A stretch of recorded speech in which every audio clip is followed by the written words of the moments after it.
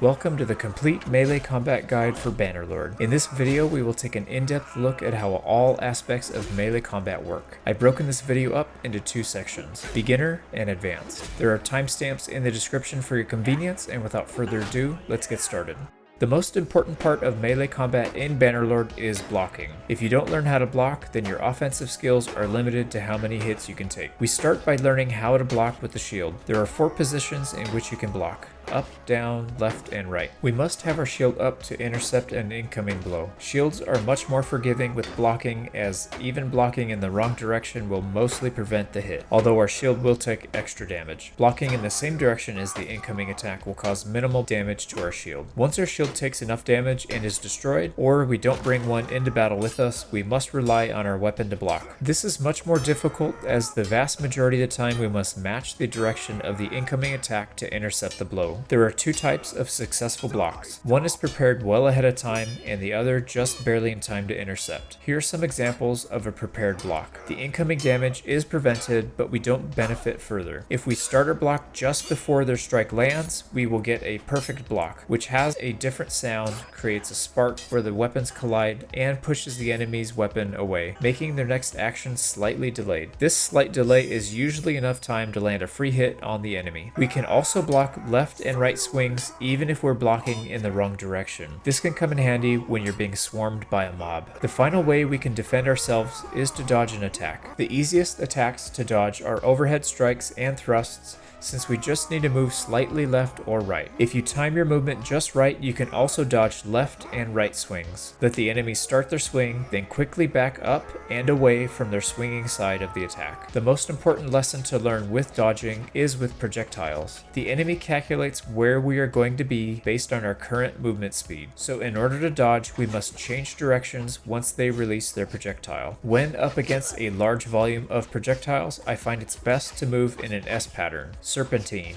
Now for the fun stuff. Offense. Melee combat in Bannerlord consists of a few key stats: attack speed, damage amount, damage type, weapon length, and handling. Let's first look at attack speed for 4 different weapons. We start the testing with the smallest dagger with 125 attack speed, then the bearded axe with 98 attack speed, the Volge with 76, and finally the Manavlion with 59. The dagger is extremely fast, although it sacrifices damage and length for the speed. Notice only a 25 drop in attack speed is a significant drop in time to complete the same 5 attacks. There is a trade-off between weapon length, being able to reach an opponent, and attack speed. The longer the weapon is, the slower it will swing. By the time we get to the massive Manavlion polearm, we are crawling along. Finally, we will look at 3 different damage types. There are equations for how these work exactly, but that's beyond the scope of this guide, so we will look at some quick tips to keep in mind. Cut damage is reduced by armor the most, so these weapons do best against low armored troops. This damage is a result of swinging weapons. Pierce damage is only partially reduced by armor, so these weapons are decent against both armored and low tier troops. This damage is a result of thrusting weapons. Blunt damage is only slightly reduced by armor, making this the best damage type to go against high tier armored troops. The damage output is often less than cut damage, making it not as effective against low tier troops. This damage comes from blunted weapons like maces and hammers. While we're here, let's briefly cover what all these symbols mean on each weapon. This symbol means the weapon uses the one-handed skill. These are for the two-handed skill,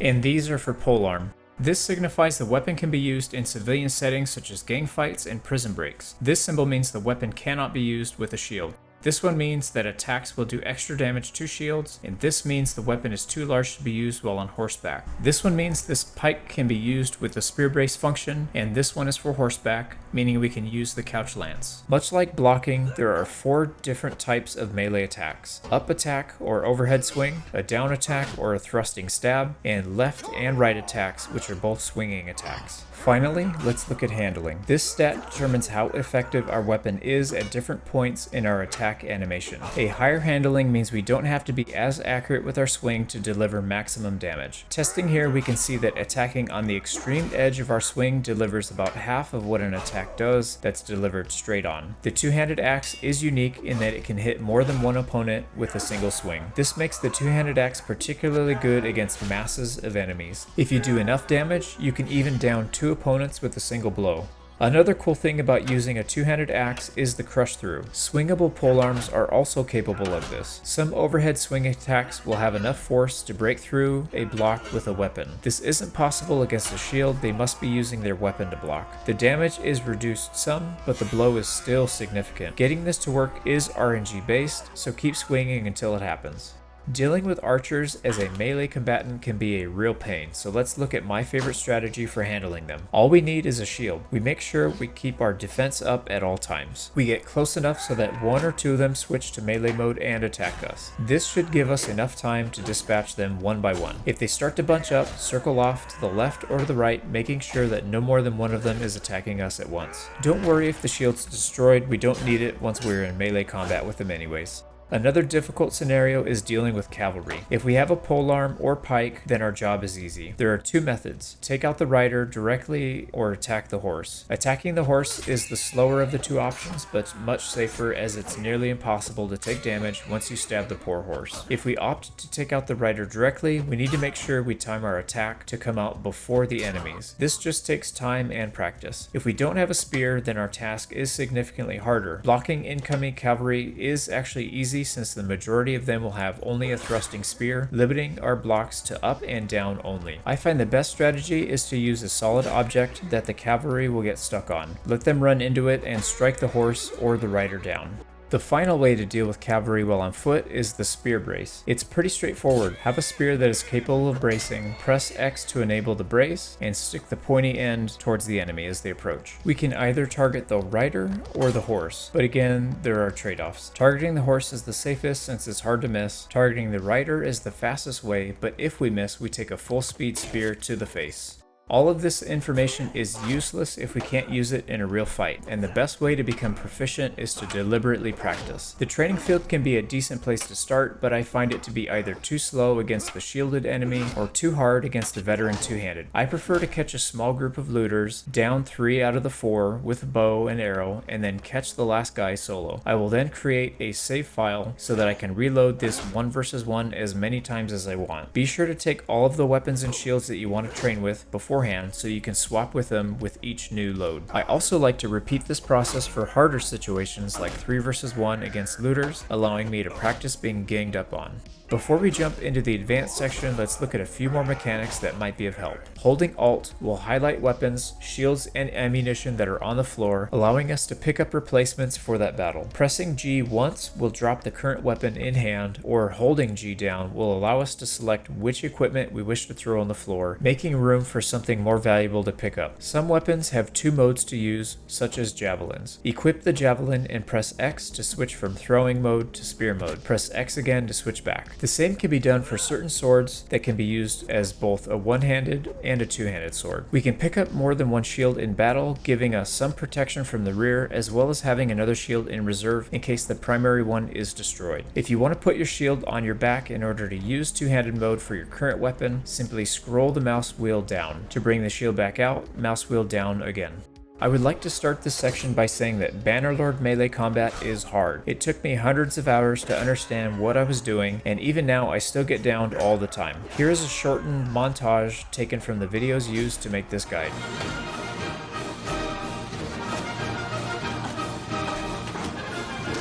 Things look easy in a video that's been edited, but in reality it takes a lot of dying to get the right footage, so don't be discouraged if you don't get it right away as well.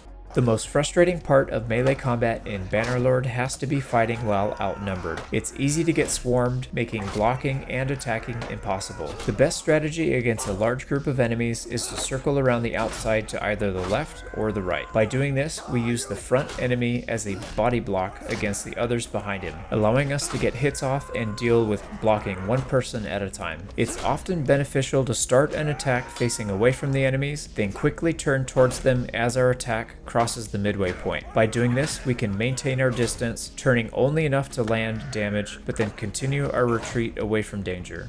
Stunning the enemy is vital in Bannerlord. Without them, we could spend several minutes fighting a single opponent who blocks everything. There are 3 types of stuns: shield bash, pommel and weapon strikes, and kicks. Shield bashing is the safest and easiest stun to land. While holding block, we move close to the enemy and press E. If we land the shield bash, we will do a tiny amount of damage and push the enemy back, stunning them temporarily. Sometimes the stun is long enough to land a strike, but not always. More importantly, it interrupts the defender from defending and attacking. We don't have to have the enemy lined up to initiate the bash, we simply need to be facing them shortly after to land it properly. This is helpful when we are fighting multiple opponents and need to start the bash while running away, turning at the last second to land a quick bash. Pommel and weapon strikes work the exact same way as a shield bash does, except it is done without a shield. This move is ineffective against an opponent with a shield up, so be careful not to give the enemy a free hit in return. Kicks are by far the best stuns to land, but they are also extremely difficult to use in the heat of battle. They are effective against both shielded and non-shielded opponents. My favorite use of the kick is with a two-handed weapon and against an opponent with their shield up. We can start an overhead strike, then kick our opponent, and as soon as it lands, we release the overhead strike for a guaranteed hit. Be very careful though, as a missed kick is almost a death sentence. High risk and high reward.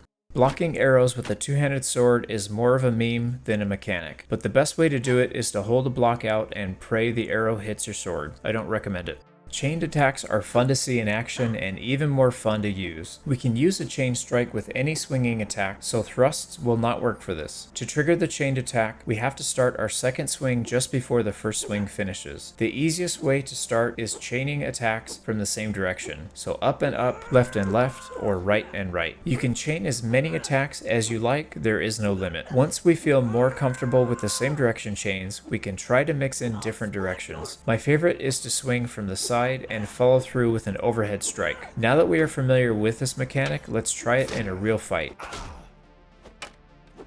It's a thing of beauty. Next up, the feint attack. We start by attacking from any direction, then initiate a block to interrupt the attack, and attack again. This will often cause the opponent to block from the wrong direction or stop blocking altogether because we cancel our attack momentarily. This move is all about timing. If we do it too soon, the enemy will not stop their block. If we do it too late, we will follow through with the attack and it will be easily blocked. We must find that sweet spot and cancel it just before we can't pull the attack back. Oftentimes, it makes the most sense to change the direction for the second attack. Be careful when trying this out against an opponent with a fast attack speed, as they can easily interrupt our feint with an attack of their own, which will land before our second attack does. My favorite move in the whole game of Bannerlord is the chamber block. It also happens to be the most difficult to pull off. The premise of the chamber block reminds me of a chess move, one that both defends our interests and attacks the enemy at the same time. We use the beginning of our swing to block the incoming attack from the enemy and follow through with a strike of our own. These attacks are nearly impossible for our opponent to block. For starters, chamber blocking is easiest from the left or the right side. The timing will be different for each weapon, opponent, and attack speed, so it's a better strategy to get a feel for when to start rather than memorizing specific positions of the enemy. My preference is to chamber from the right side, so we begin by blocking all attacks and waiting for the enemy to attack from our right side. As soon as we see him wind up for the strike, we begin our attack from the right side and hope to intercept his sword and complete the chamber. If we miss, we need to begin blocking everything again until we get our composure back and try again, focusing only on that one side. Once we chamber a few attacks in a row, we can comfortably move to the next phase, mass chamber. From here on, we will no longer be using any blocks and try to chamber every single attack. This is by far the best way to learn how to chamber from any direction. The problem is we will miss about 90% or more and end up hitting the opponent, eventually knocking him out and forcing us to waste time restarting. Instead, we attempt a chamber with each attack and use our block to cancel the attack every time. This is the same mechanic we use to feint attacks, so this is perfect practice for that at the same time. Yay, efficiency! Even when we successfully chamber, we can cancel the attack, preserving the HP of the enemy and allowing us to keep practicing. I find overhead chamber blocking to be the most difficult to pull off, and then thrust chamber, and finally either side. The final step is to test this in a real battle. I recommend starting small. One looter will suffice. For the final section, we will go over combat in the civilian setting. There isn't anything particularly difficult here, but I wanted to include it as a challenge to you. If you're comfortable with everything in this guide, then you should be able to clear gangs from a city by yourself without help from companions or troops. This is not only a great way to practice our combat safely, but we can earn XP in athletics and melee skills as well as charm from relationship game. It makes doing prison breaks a breeze afterwards. Don't forget to stab that like button, it really helps me a bunch. We are currently in the middle of a highly edited World Conquest speedrun, so if you're interested in checking that series out, click the video right here. Thanks for watching and I'll see you on the next one.